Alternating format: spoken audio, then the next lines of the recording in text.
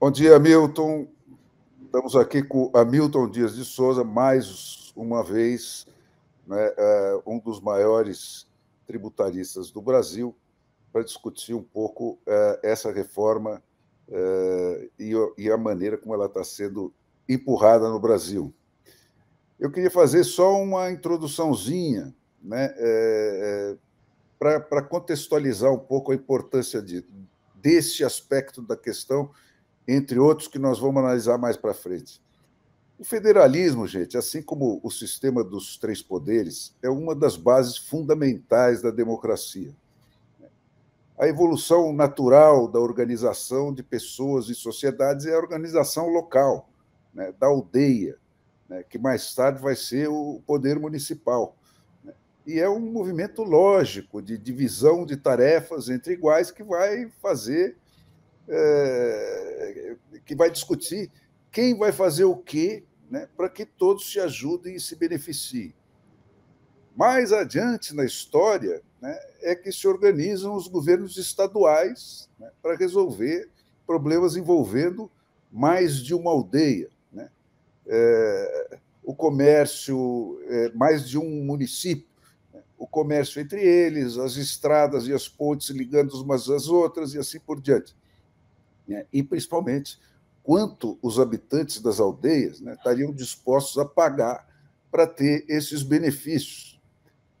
A história da centralização desses poderes é a história da opressão pela força, né? É a história da sujeição dos interesses naturais das pessoas para fazer a vida delas melhor aos interesses de um chefão, de um rei ou de um ditador que foi, em algum momento, capaz de impor esses interesses aos outros só pelo peso da mão dele na espada, né?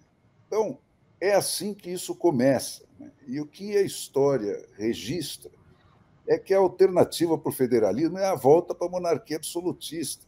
Não tem outra opção intermediária, né? Onde alguém vai mandar em todos os outros e todos os outros serão constrangidos a obedecer pela força, independentemente ou até contra os seus interesses.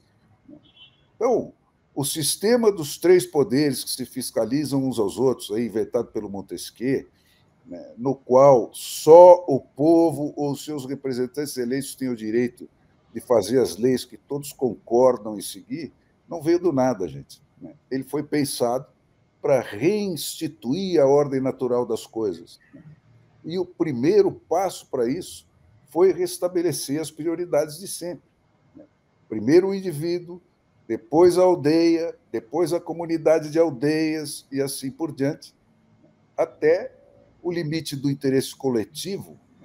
Cada um deve ter o direito de fazer por si e de buscar a felicidade do jeito que ele entender a felicidade. E o primeiro passo para isso é a independência financeira. Nas democracias, gente, o município, onde estão as pessoas de cujos bolsos vai sair o dinheiro, é o principal ente arrecadador. E é ele que entrega uma parte do que as pessoas concordam em pagar de imposto para os estados e para a federação.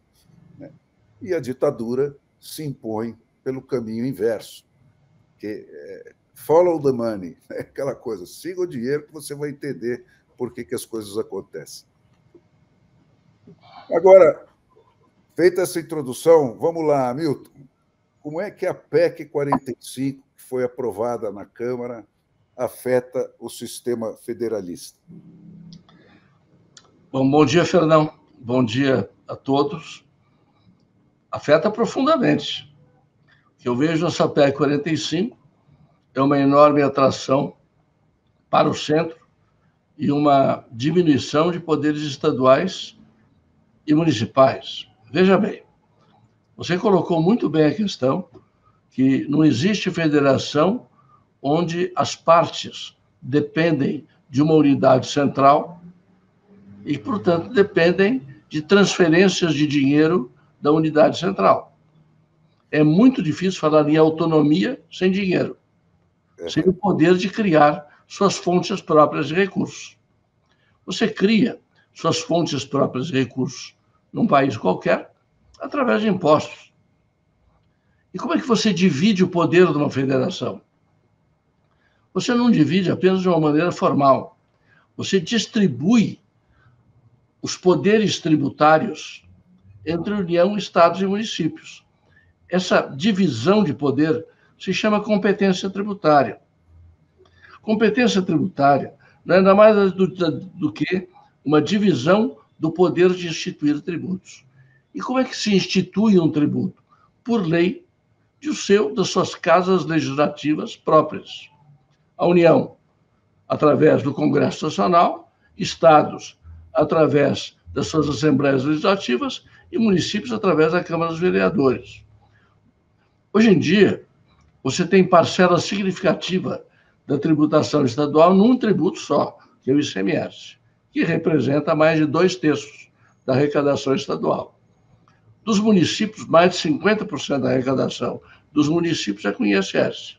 Pois bem, no entanto que estados perdem o poder de instituir ICMS, municípios perdem o poder de tributar ISS, e tudo isso parte para a União, através de uma lei complementar votada pelo Congresso Nacional. E o Congresso Nacional é evidente que é um instrumento legislativo da União.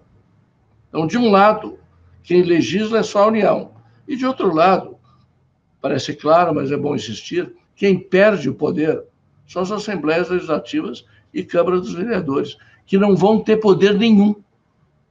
Então, quando se diz, nesta PEC 45, que é uma réstia de poder, porque estados e municípios poderão dispor sobre suas alíquotas, eu começo a dizer, isso é muito pouco. Em primeiro lugar, que perde o poder, perde o poder.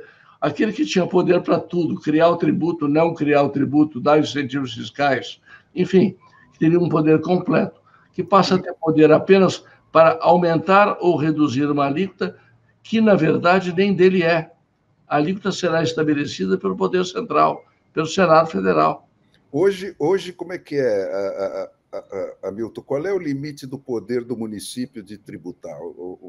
Até onde ele tem esse poder? Em matéria de ISS, o município tem uma lista de serviços, e essa lista de serviços é a lista de quais serviços ele poderá tributar. Essa lista é instituída por lei complementar. Dentro dessa lista, o município tributa como ele quiser. Ele tem um limite que ele não pode passar nem de um limite máximo e nem de um limite mínimo, ou seja, de 2%, para que ele não faça aqui uma competição fiscal predatória. Porém, dentro disso, a competência é ampla. Ele legisla, ele arrecada seus tributos, ele fiscaliza, ele interpreta, e assim funciona o sistema. Como no ISS, como no ICMS, perdão, os estados fazem o mesmo, dentro de alguns limites constitucionais razoáveis. Com a PEC 45, como dizia Fernão, insistindo no ponto, vai haver uma restiazinha de poder para alterar uma alíquota que será fixada por órgão da União Federal e depois pode aumentar, se quiser, para todos os produtos ou diminuir para todos. Se diminuir para todos, não haverá orçamento público que aguente. Portanto, isso é uma coisa teórica. E se aumentar, o que vai acontecer? Se o município aumenta para todos, o munícipe vai comprar no município vizinho, o que também é teórico, porque não vale a pena. Ou seja, criou-se aí uma desculpa, mera desculpa, para dizer que existe algum poder. Eu insisto, primeiro, esse poder é muito pequeno, e se houvesse esse poder, na verdade, ele é muito mais teórico do que prático. Não sei se estou sendo claro com você. E esse negócio desse sistema dual que eles falam, o que significa isso concretamente? Eu insistiria que é mais uma desculpa federativa, tá entendendo? Formal, que, na verdade, não há tributo dual nenhum. Tributo dual é o seguinte: eu tenho um tributo com as mesmas características que a União teria a competência, o poder de tributar dela, e um outro tributo idêntico que estados e municípios poderiam criar dentro de suas competências. Isso seria um tributo dual. Só que neste tributo da PEC 45, quem criará o tributo por inteiro será uma lei complementar da União. E essa lei complementar valerá para a União, estados e municípios. Então, que dual é esse? Isso é uma unificação. Portanto, o tributo é falsamente dual. Estados e municípios terão capacidade, e mesmo assim dentro de certos limites dados pela União, para arrecadar e fiscalizar tributos, mas não terão competência para criar o tributo, como tinham anteriormente. Portanto, o tributo não é dual, o tributo é da União. É. Bom, e esse Conselho Federativo, Hamilton, como é que funciona isso? O Conselho Federativo seria um órgão criado por a totalidade dos estados e por determinados municípios. Então, teríamos 27 estados, de acordo com o projeto aprovado na Câmara, com assento no Conselho Federativo, e 27 municípios, de acordo com alguns critérios de eleição desses municípios. 13 municípios seriam eleitos per capita, ou seja, por unidade municipal, e 14 municípios por um critério que combinava também população. E combina... Esses 14 seriam os de maior população? Seguramente. Este conselho se reuniria, mas... E os outros 13 é uma escolha aleatória? Como é que é? Tem alguma regra? Pela quantidade dos municípios, per capita. Por cabeça, os 5.570 municípios teriam votos. E aí você vê quem tem maioria, dessa maioria seriam escolhidos por eles 13. Ah, por eles, tá. Sim. Eles próprios escolheriam os 13. O total dos 5.000 escolheriam esses 13. Sim.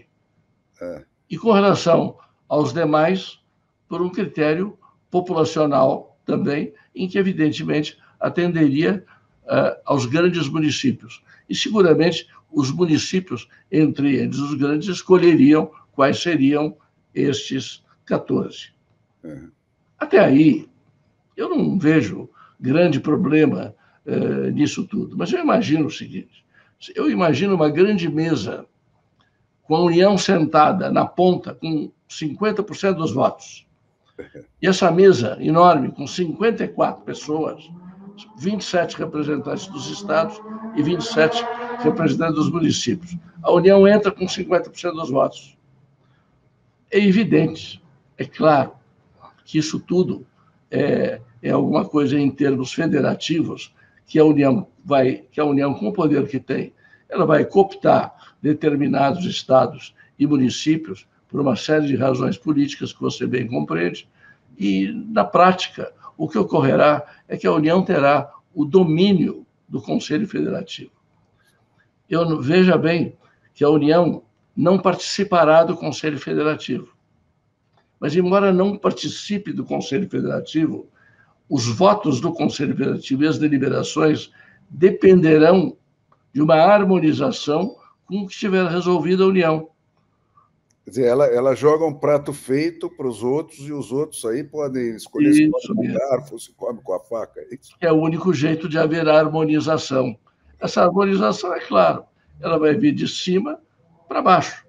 E, portanto, se ela estabelece as regras, como é que faz para harmonizar? Copiando as regras da União. Então, na prática, o tributo não é dual, e a prática, esse Conselho Federativo não responde às indagações federativas que você colocou antes. Não há real divisão de poder. Quer dizer, isso é que explica por que foi empurrada daquele jeito, né? Sem passar por comissão, sem discussão nenhuma, praticamente obrigando os deputados a votarem numa coisa que eles não sabiam o que era, né? Porque isso tudo são questões técnicas, intrincadas e tal, que precisam ser estudadas e destrinchadas, como você está fazendo agora, mas depois de quantos meses que isso já está rolando, né? Eu tenho a impressão que não há nenhum interesse em divulgar essa realidade. Eu, como já disse a você várias vezes, você sabe, eu não defendo interesses. Essa questão, por exemplo, federativa, não tem um lado. Eu estou vendo e vendo com clareza. Eu não confio em mim mesmo, em tudo. Eu procuro falar com as pessoas, e procuro falar com pessoas estudiosas do assunto, e não consigo encontrar uma réplica. Eu falo, o tributo é falsamente dual. Vamos lá, deixa eu ver alguém que me diga o seguinte, por que eu digo que ele é falsamente dual? Mas não encontrei ainda alguém que falasse para mim, você está errado. Então eu vou insistindo. Aí eu coloco esse problema da alíquota, que já falei várias vezes, inclusive, com essa turma aí do CECIF, da Fundação Getúlio Vargas, que foram os que elaboraram todo esse texto e os que estão à frente da reforma tributária. Falei, essa história de alíquotas, de você falar que você está dando aos estados e municípios o poder de alterar a alíquota, é um poder puramente teórico. Se eu não posso aumentar para um determinado produto, eu tenho que aumentar para tudo, ou diminuir para tudo. Se eu diminuir para tudo, eu perco a arrecadação. Já inviabilizou o conceito. Né? E se eu aumentar para tudo, o vizinho vai competir comigo e o município que aumentar para tudo, o supermercado vai ser feito no município vizinho, o carro vai ser comprado, eletrodoméstico, os serviços e assim por diante. Então, isso é muito mais uma desculpa para dizer, olha, estamos aqui atendendo a federação. Perdão, você falou muito sobre federação. Eu queria apenas dizer que a federação faz parte da estrutura fundamental do Estado brasileiro. Eu sempre digo que a estrutura do Estado brasileiro é como se fosse um prédio apoiado em pilares. Tem alguns pilares. Se você tirar, cai o prédio, ele deixa de ser o que era e passa a ser outra coisa. Exatamente. Um desses é o princípio federativo. É isso aí, porque o Brasil já foi democrático e esse é um dos pilares da democracia. Não, é um dos pilares sem o que o Estado democrático não existe. Exatamente. E no momento em que você... E é curioso, a nossa Constituição não fala apenas quando você vai abolir a federação. Ela diz que qualquer medida tendente a abolir a federação, nós não poderíamos... um projeto de lei não poderia ser nem votado. Seria abolido. E aí vem o Supremo Tribunal e explica o que tem de abolir. Aquilo que diminui o poder, que amesquinha o poder federativo. Ora, eu acabei de falar para você, os estados, assembleias legislativas e as câmaras dos vereadores, fundamentalmente, não vão ter poder nenhum. Então, não é propriamente que isso reduziu o poder, isso reduziu drasticamente os poderes de estados e municípios. A meu ver, isso aqui implica em inconstitucionalidade até do projeto. Eu sei que a questão é política e hoje em dia não haverá condição de eu colocar essa questão, e até com muita dificuldade, nos tribunais, mas eu não tenho a menor dúvida que a federação está sendo atingida e que o povo brasileiro não percebe a gravidade sobre isso. Que nós até podemos falar um pouquinho sobre isso.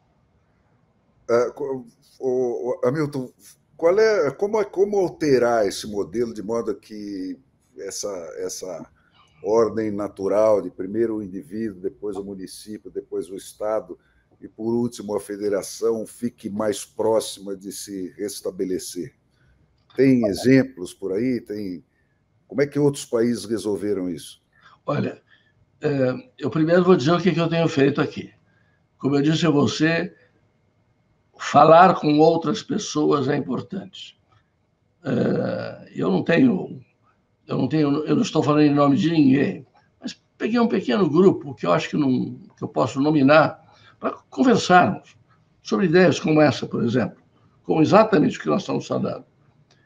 O Ives Gandra, que é um grande jurista, Humberto Ávila, titular da USP, dos maiores tributaristas do Brasil, com expressão mundial, Roque Carrasa, professor emérito da PUC, e talvez o autor mais citado, o autor tributário mais citado pelo Supremo Tribunal Federal. Enfim, estou citando alguns para mostrar que isso não é um pensamento meu, não é alguma coisa que eu estou vendo fantasmas. É produto de conversas com esse grupo. E conversas que eu note bem. Eu quero que alguém me contrarie. Eu quero ouvir de alguém e não consigo ouvir de alguém que alguém fala, você está errado, esse tributo é dual, sim. Você está errado. os municípios e estados ainda têm uma rédea de poder.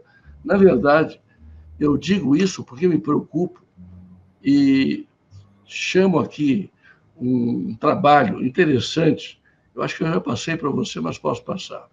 Em trabalho publicado num livro coordenado por Daniel Correia Chebracheskovski, o nome é complicado, vários autores participaram, inclusive Gilmar Mendes. E o Gilmar, que é provavelmente o ministro do Supremo Tribunal Federal mais empenhado nas questões federativas, e já tive, inclusive, com ele em alguns painéis sobre isso, e ele realmente tem uma preocupação federativa, ele escreve, citando outros autores, que na República de Weimar, em 2019, na Alemanha, aconteceu isso. As províncias perderam poder e houve uma centralização de poder. E o que os autores concluem é que essa centralização de poder permitiu o que aconteceu na Alemanha, todos nós sabemos, o crescimento do autoritarismo. E que provavelmente foi uma das causas da tragédia que todos nós assistimos. Você massacra a oposição, deixando ela à míngua, sem água, sem dinheiro. Você, na verdade, com um poder desse, o poder fica concentrado na União. Eu fiz um cálculo até baseado aqui em dados, que até agora, pelo menos, ninguém me disse que o meu cálculo estava errado, em que, se passar isso e assumirmos que esses tributos serão da competência da União, a União ficará com 91,57% do poder de legislar sobre todos os tributos do Brasil. Não estou falando que ela vai ficar com dinheiro, porque ela não vai ficar com dinheiro porque ela vai ter que distribuir. Mas, embora ela vá distribuir, quem vai ter o poder, a caneta, para legislar sobre isso é a União. Acaba a federação. Vai distribuir para quem se comporta bem. Acaba a federação. Então, eu diria, Gilmar continua nesse mesmo trabalho dizendo que ele acredita que a judicialização decorrente dessa reforma vai se centrar nas questões federativas. No que eu também concordo, porque esse é o ponto. E que, Fernão, você é um dos raros, e eu tenho muito prazer, é uma oportunidade de falar com você, porque você é uma das raras pessoas que compreende que nós estamos aqui sofrendo aqui um assalto, tá entendendo? No Estado brasileiro, e que a federação está fortemente ameaçada. Isso é fundamental, é um pilar fundamental, cara. Por isso que eu fiz aquela introdução para lembrar as pessoas disso. Quer dizer, a democracia veio para corrigir principalmente isso.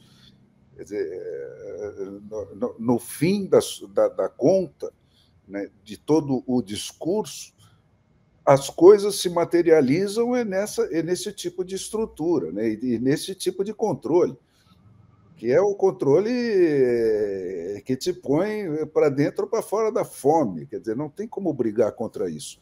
Então, isso vira uma força de opressão irresistível.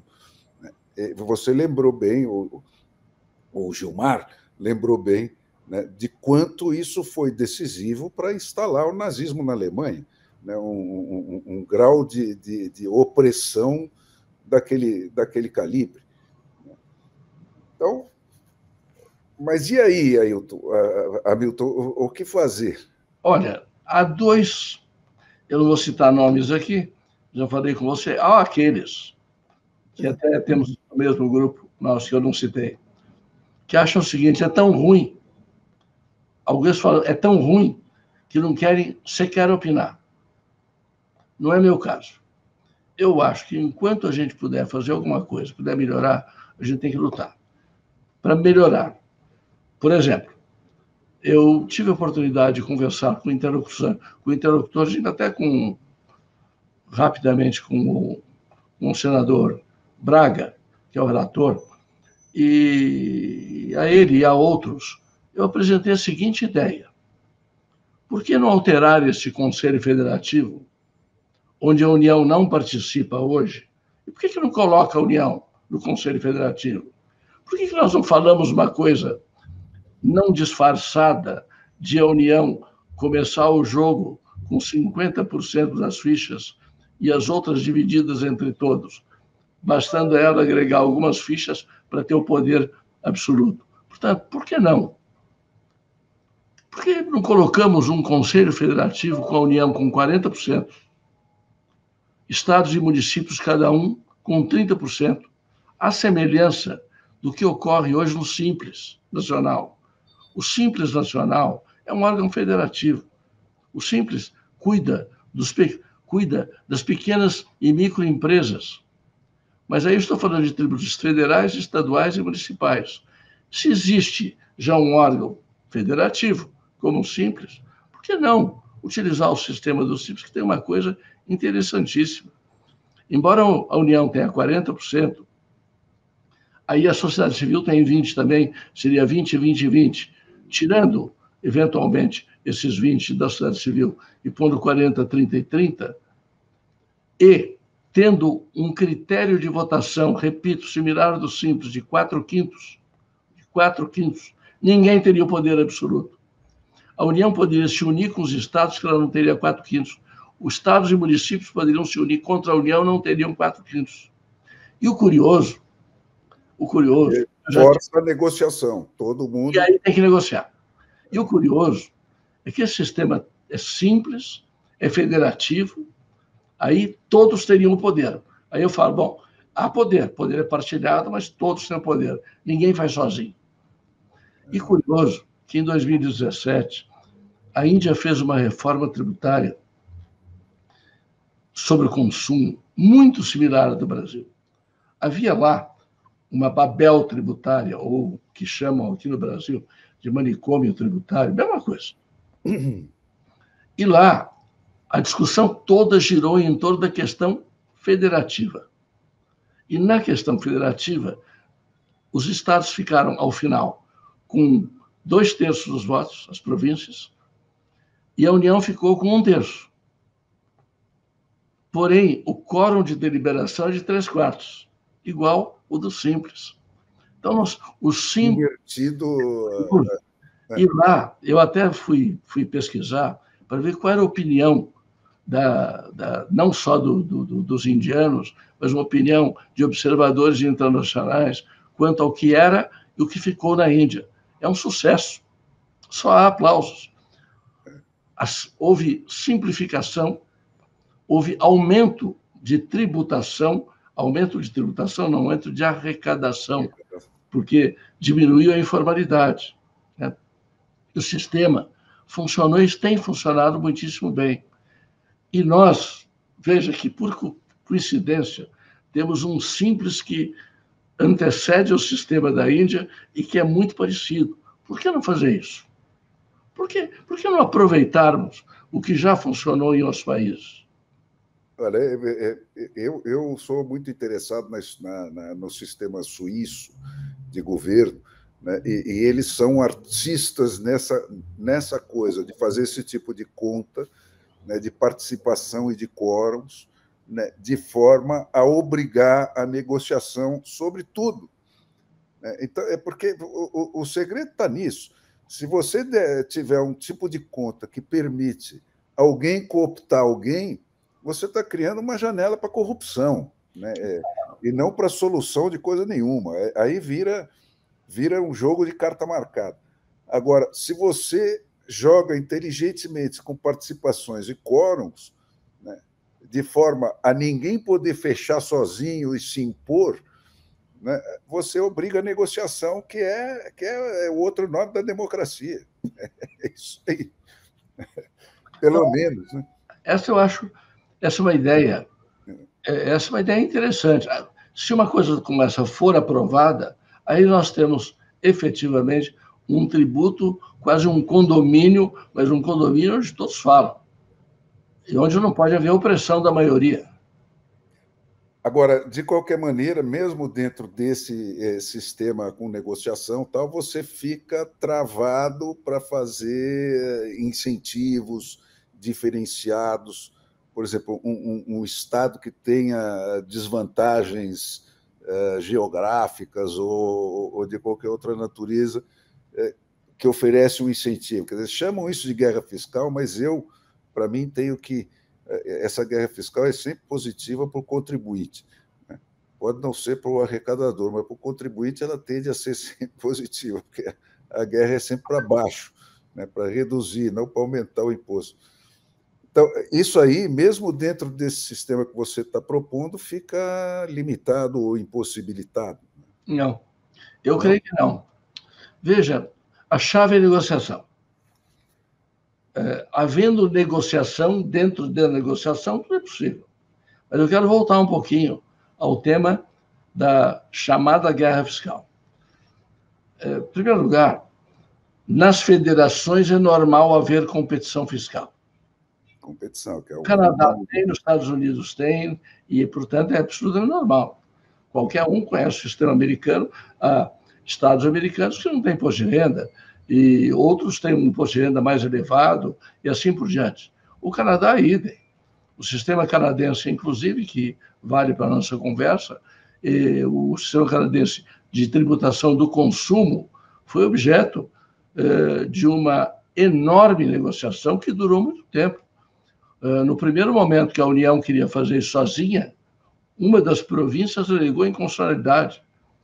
O assunto não chegou a ser julgado porque a União retirou, a União voltou para trás e passou a negociar. Ficou 20 anos negociando para haver uma harmonização entre o que ela queria. E algumas províncias lá no Canadá até hoje falaram, não, eu quero dar incentivos, eu não quero harmonizar nada, eu quero ficar. Pequenas províncias que ficaram fora do sistema. Aqui no Brasil, eu participei bastante dessa história de guerra fiscal e procurei, no momento zero, me interessar. O único jeito, no Brasil, de haver descentralização industrial, sobretudo industrial, é através de um sistema que permita haver incentivos fiscais. Claro. Quando a Mercedes-Benz se instalou em Minas Gerais, eu representei a Mercedes. E eu vi no cálculo deles, por dentro, que eles chegaram à conclusão de que se eles não tivessem no mínimo 7% de diferencial com São Paulo, não teria o menor sentido, porque era o custo. O custo deles, por falta de mão de obra qualificada, transporte e outros fatores, chegava em 7%. Mas eles tinham que ter uma vantagem. 7 por 7 ficava em São Paulo. Aí tinha que ter pelo menos 3. E essa conta qualquer um faz. O industrial sabe fazer conta. Isso aí é uma questão de conta, é evidente. Não tem poesia nenhuma. Se você não der incentivos, o ideal constitucional de redução dos desequilíbrios regionais não funciona. Você tem de dar incentivos. Portanto, esses incentivos, se nós tivermos um sistema como esse, que todos têm que negociar, eu acho que vai ser razoável que nós possamos, pelo menos, dar incentivos ou permitir incentivos através de várias fórmulas, inclusive através de fundos, como se pretende ter um fundo de desenvolvimento regional. Mas aí todos cuidariam do fundo. E aquele que quer vai ter voto e poder, porque ele se junta com os demais que querem a mesma coisa e formam um bloco. Esse bloco tem poder e nós acabamos viabilizando os incentivos regionais. Eu já visitei esses lugares. Se você pega uma fábrica, se instala num determinado município. Se você tirar essa fábrica do município, você desarticula a infraestrutura urbana que foi criada para atender os benefícios que foram causados exatamente por questão de empregos e outras coisas. Então, eu conheço cidades onde foram criadas escolas, universidades foram criadas, educação, saúde. Você tira a fábrica de lá, essas cidades ficarão numa situação crítica. Portanto, eu acho que dentro desse sistema, eu não quero dizer que eu estou criando aqui uma solução definitiva para tudo. Estou querendo ver se, pelo menos, contribuo com alguma ideia. E aí, Hamilton, qual é o próximo passo dessa tramitação aí? Você, como é que é a pauta agora do Senado para isso? A pauta do Senado é rápida. Eu diria que eu percebo no relator boa vontade federativa. Isso já é alguma coisa. É claro que nós sabemos que a força da União é muito grande. Nós temos um projeto já aprovado pela Câmara dos Deputados. As lideranças do Senado já disseram que vão obedecer ao arcabouço básico que foi desenhado pela Câmara. Mas isso que eu acabei de falar, por exemplo, tem esperança que ainda possa ser considerado. Então, o que eu espero é que se atenue aquilo que aconteceu na Câmara. E não só isso, hein? Tem alguns buracos ali graves. Quando se fala em alíquota, já se falou, a alíquota, eles disseram dizendo, se não houver nenhuma isenção, a alíquota é de 25%. Agora vai ter isenção e reduções.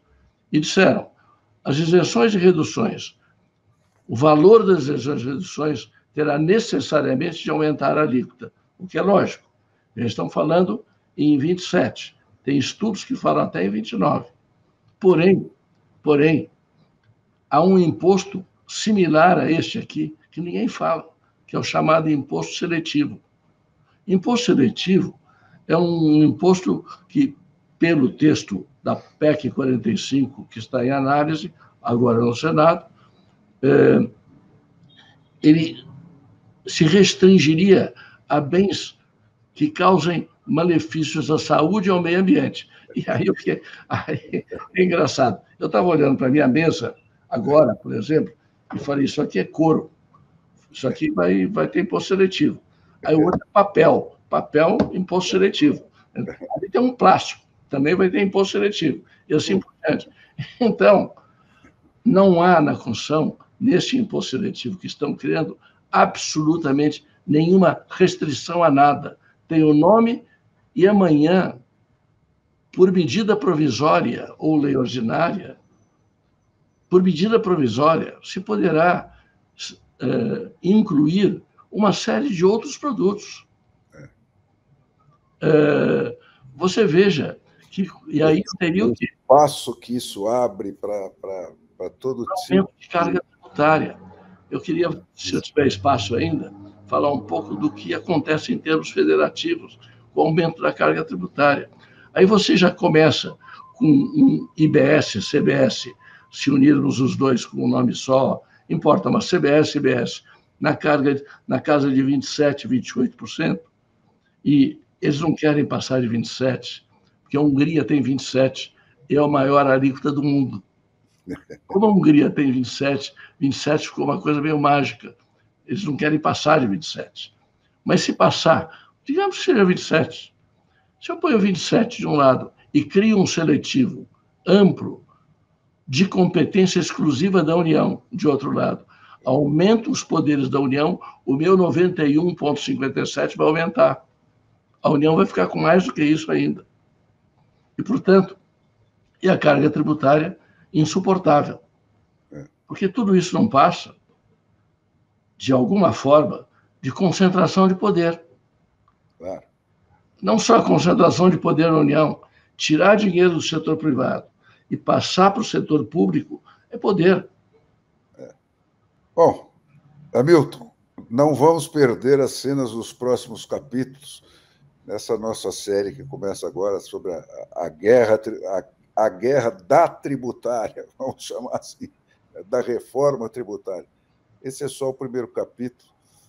E não percam o próximo. Então, até mais, Hamilton, e vamos voltar a conversar logo. Até mais, Fernão. Mais uma vez, repito, para mim é um prazer e uma oportunidade, porque aqui eu encontro aqui, talvez, junto com você, um meio de me comunicar, talvez extravasar um pouco até das minhas preocupações e da minha indignação. Muito obrigado, Fernando. Eu que agradeço.